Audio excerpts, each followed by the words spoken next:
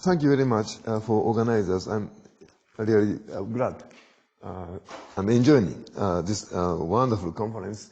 And this is a collaboration with my previous student, Ronzo, and just my friends, Kazuo Matsuura, Tokyo University, Ehime University, and Nobutaka Taniguchi.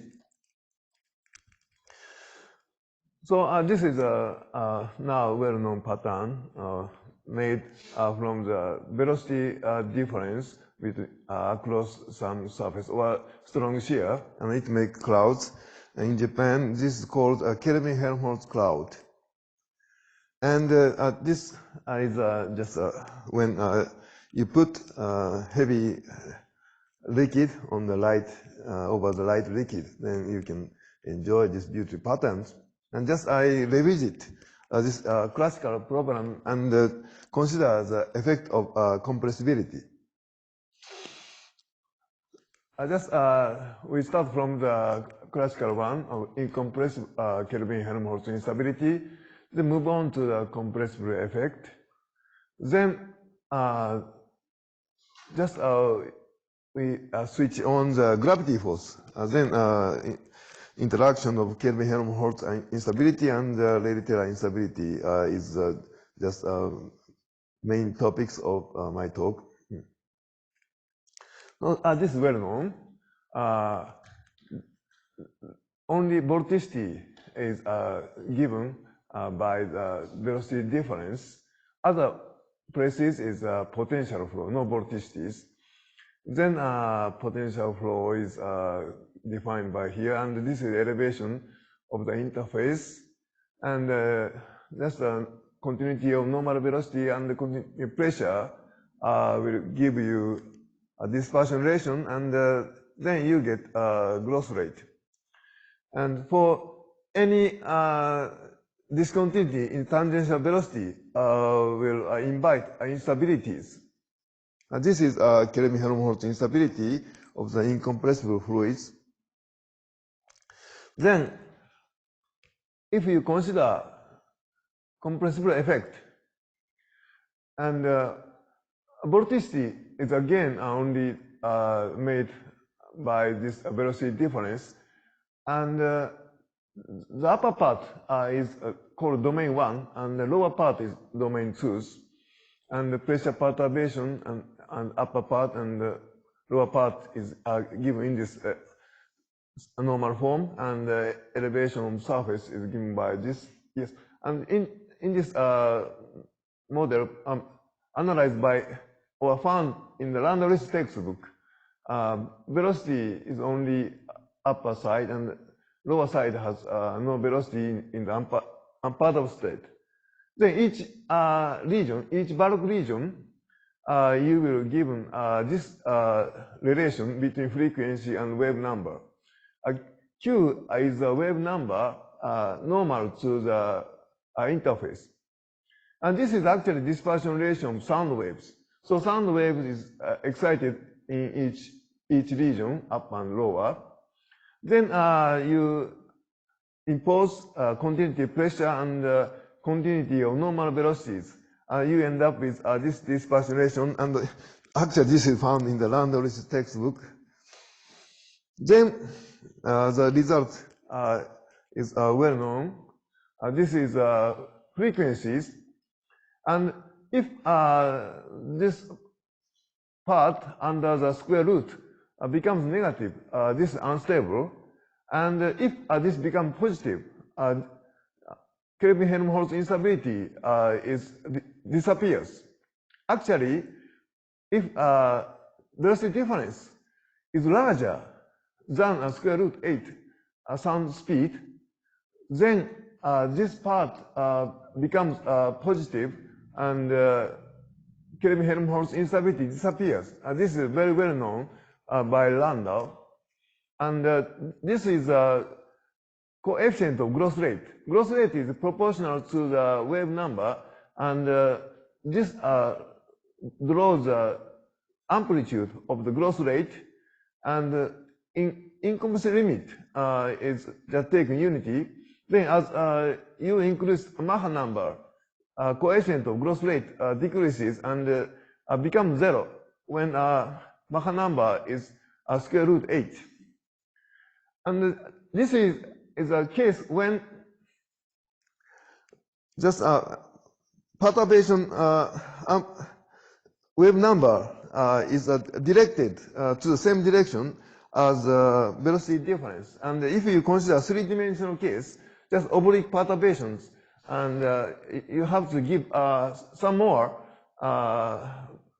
discontinuity to kill Kelvin-Helmholtz instabilities. The mechanism is, I think, discussed since 1950s, like Miles and Leibniz. But I think George Batchelor's idea is most simple and clear. In his textbook,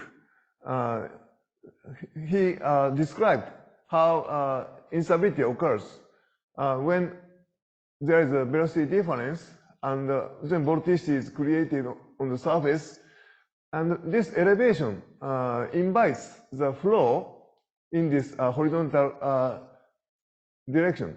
Then a vorticity transported, and vorticity accumulate here, and now next one.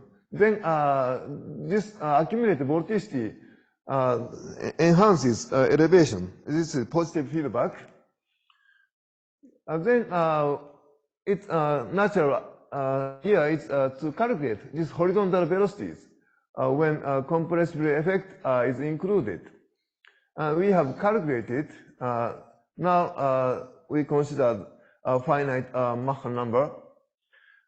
So this is the amplitude of this horizontal velocities. And in compressibility limit is the case, and horizontal velocity to convect vorticity toward this node is strong, but as Mach number is increased, this disappear. Then the horizontal velocity to accumulate vorticity is blocked by the compressibility or dilations. This is a simple explanation to understand this. And we made some numerical simulations of direct numerical simulations of compressible Navier-Stokes equations using compact finite difference method. And just what happens is the result. And Mach number increases if you see the lower these loads. Then time increases toward the right. And for low Mach numbers, this is these structures just draws some level of vortice surface. And red and blue is the signs. And in this case, when Mach number is low, almost the 2D structure dominates. In this direction, not much difference. But as Mach number increases, this 3D structure, more 3D structure dominates because the killing Kelvin-Helmholtz instability depends on the this wave numbers. How if wave number is oblique or 3D structure survives, or to kill these 3D structures, you need more velocity difference. There's just by analogies similar results if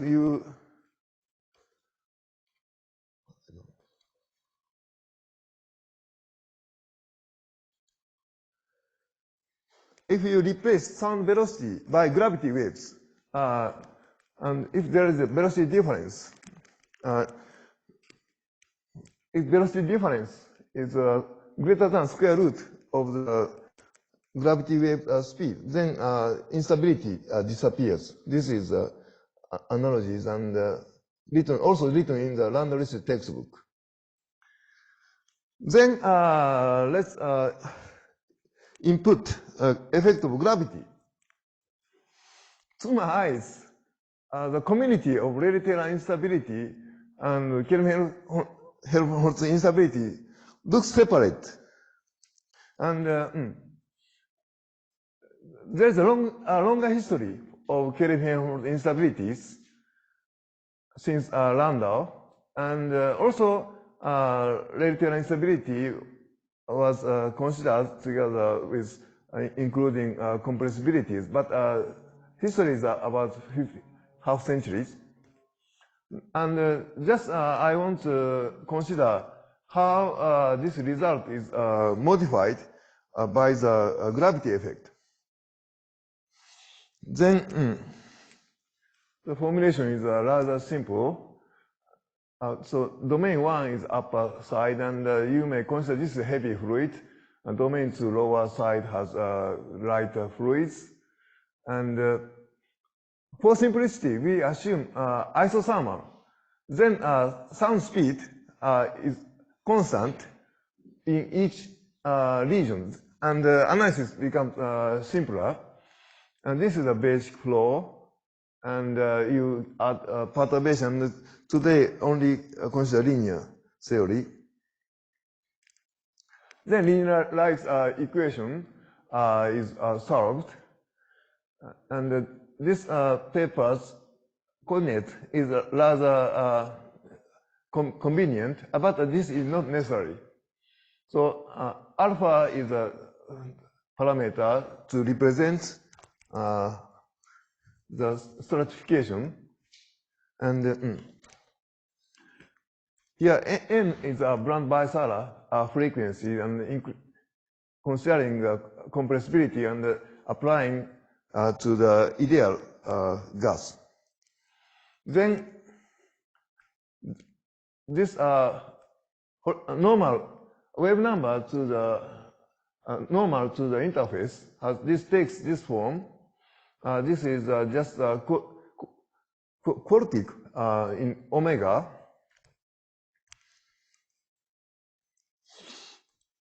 Then in this case, different from Kelvin-Helmholtz instabilities, it also includes internal gravity waves in each bulk regions. And if you derive a dispersion relation like a region 1, then you get this. And this has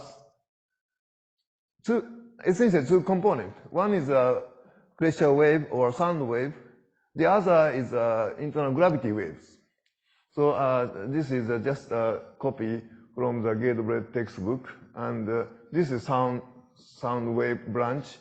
This is internal gravity wave branch. And this occurs in each individual region.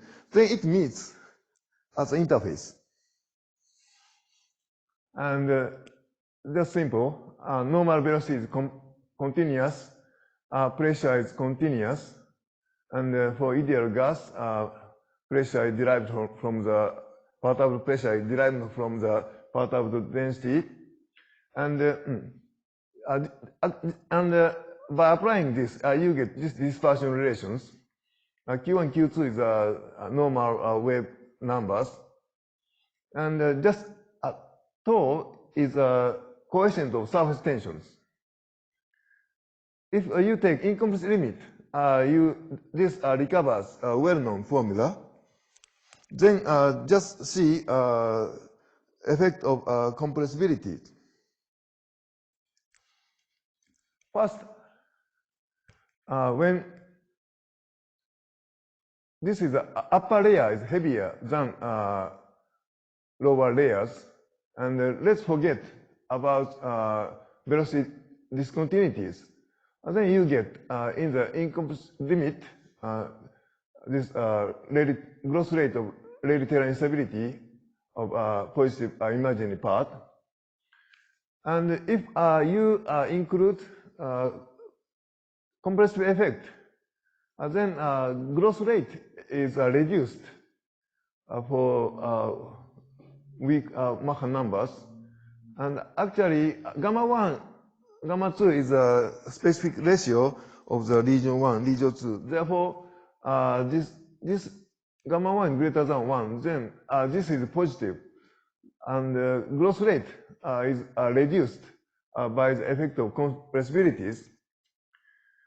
And just same sense, same dispersion relation is rewritten if lower fluid is heavier, then you have the gravity wave, just the interface. There is two kinds of gravity waves in each region, bulk regions, internal gravity wave, and this is just a very strong gravity wave made from the interface density difference at the interface, and you get this dispersion relation. This is in compressibility limit, and compressibility. This is again positive. Compressibility increases propagation speed of the gravity wave. Then, just the question is, as Landau shows, if tangential discontinuity is greater than this number square root in Mach number square root 8, then Kelvin-Helmholtz instability disappears. And what happens if you include gravity? Then I just made a small gravity analysis. This is actually full dispersion relations, and from here you just analyze small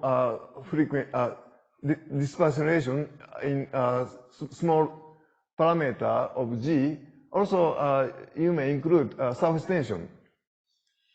And without gravity and surface tensions, you have this relation, and this disappears. But if you include gravities, and you have just for small gravity acceleration, small surface tension, you get this result. And because of this has imaginary part with a positive sign, stabilized Kelvin-Helmholtz is destabilized by gravity and also surface tension. Both gravity and surface tension acts to destabilize, again, stabilize the Kelvin-Helmholtz instabilities. And growth rate is proportional to this number in gravity force and surface tension in this. Okay, then just this is a preliminary analysis, and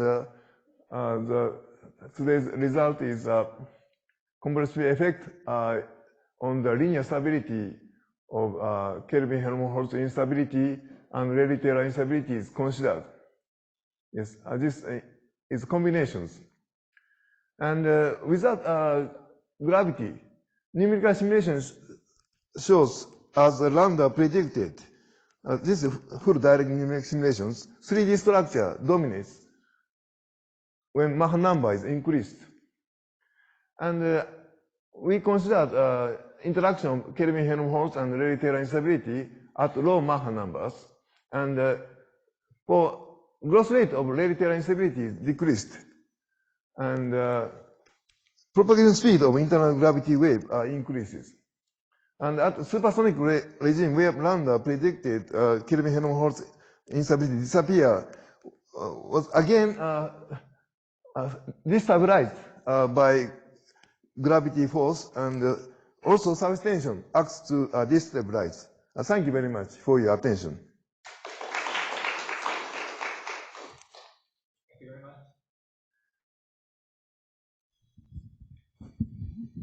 Interesting presentation. How do you capture the shocks in a supersonic regime? Yeah. So my colleague made a numerical simulation, and this is not much elaborated at this stage. And to my eyes, also he checked. Then in this numerical simulation, even this Mach number, shock doesn't appear.